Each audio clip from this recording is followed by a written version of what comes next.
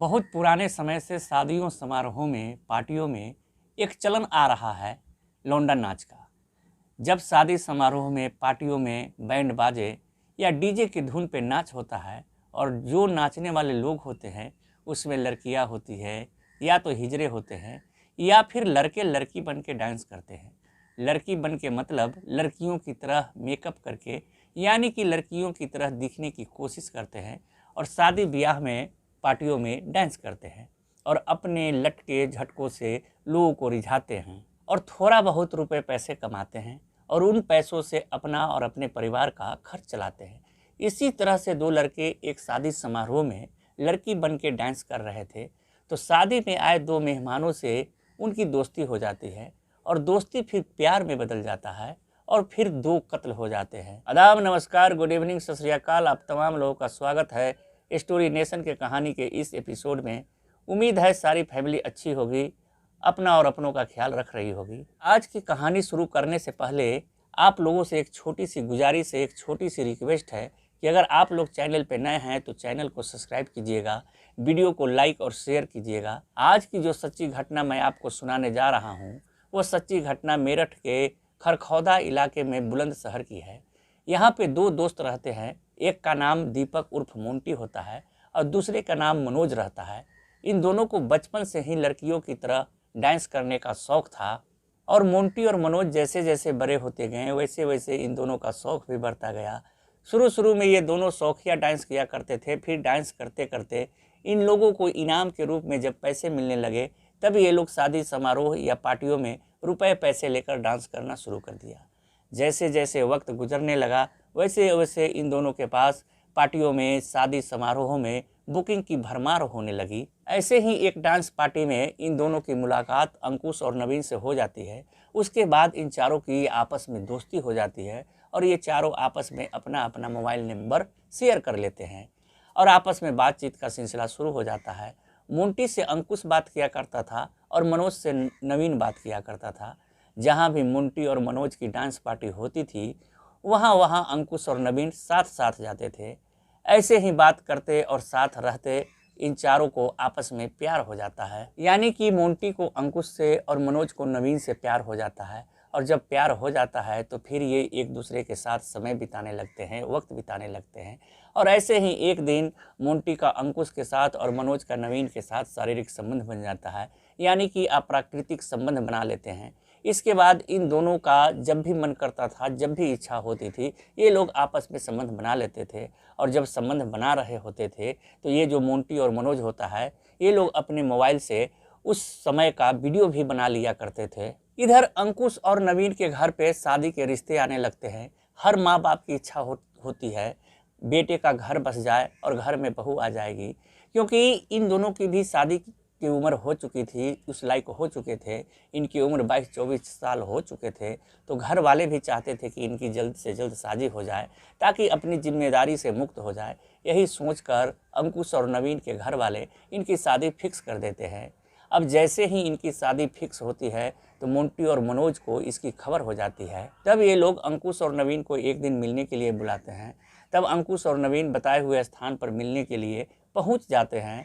तब अंकुश और नवीन पर दबाव बनाते हैं, कहते हैं कि ये तुम शादी तोड़ दो और हम लोगों से शादी कर लो। लेकिन अंकुश और मनोज कहते हैं कि हम लोग तुमसे शादी नहीं कर सकते, क्योंकि इसकी इजाज़त न मेरे माँ बाप देंगे और न ही इसकी इजाज़त समाज देगा, इसलिए हम लोग तुमसे शादी नहीं कर सकते हैं। तो मोंटी और मनोज अपना अपना मोबाइल दिखाते हुए कहता है कि अगर तुमने मुझसे शादी नहीं की तो इसमें जो वीडियो है वो वीडियो हम लोग इंटरनेट पे अपलोड कर देंगे, सोशल मीडिया पे वायरल कर देंगे, तब तुम्हारी कहीं भी शादी नहीं हो पाएगी। तुम लोग ज़िंदगी में कभी शादी करने के लायक नहीं रह पाओगे, इसलिए तुम लोग हम लोगों से शादी कर लो। इतना सुनने के बाद अंकुश और नवीन घबरा जाते हैं, डर जाते हैं, लेकिन किसी तरह से मोंटी और मनोज को ये लोग समझा बुझा कर शांत करते हैं और फिर चारों अपने अपने घर चले जाते हैं।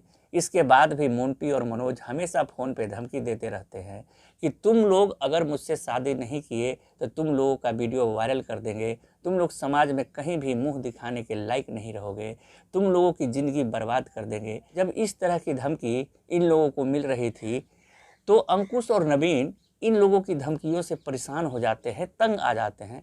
तब इन लोगों ने सोचा कि हम लोगों की एक गलती हम लोगों की ज़िंदगी बर्बाद कर देगी। अगर हम लोगों ने जवानी के जोश में उन लोगों के साथ संबंध नहीं बनाए होते तो ये दिन देखना नहीं पड़ता। अब जो अंकुश होता है वो कहता है कि इन सब बातों को छोड़ो और ये सोचो कि अब हम लोग इस मुसीबत से कैसे बाहर निकलेंगे। तब ये दोनों यानी कि अंकुश और नवीन ने मोंटी और मनोज को मिलने के लिए 8 मई शाम 6 बजे के आसपास का समय रहा होगा, बुलंदशहर हाईवे से सटे आम के बाग में बुलाया।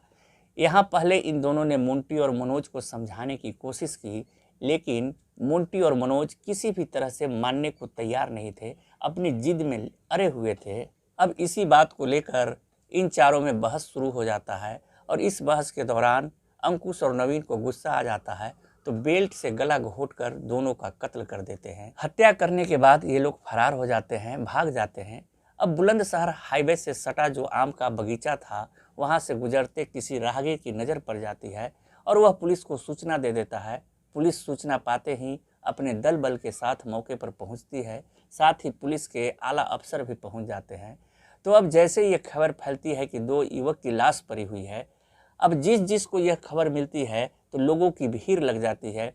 अब पुलिस लाश का पंचनामा करती है और पोस्टमार्टम के लिए भेज देती है। लाशों की पहचान मौके पर जुटी भीड़ द्वारा कर लिया जाता है, जिसमें से एक दीपक उर्फ मुंटी और दूसरे का नाम मनोज होता है।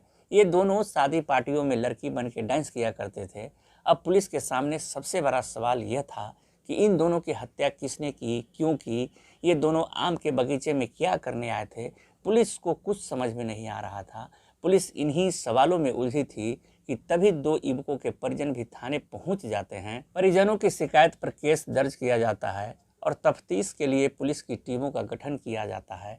पुलिस ने सबसे पहले दोनों युवकों के मोबाइल खंगाले, उनकी कॉल डिटेल निकाली गई। इस बीच पुलिस को उन दोनों के मोबाइल में एक वीडियो मिलता है। वीडियो काफ़ी आपत्तिजनक था और इसमें दोनों के साथ 2 अजनबी युवक अप्राकृतिक संबंध बनाते हुए नजर आ रहे थे।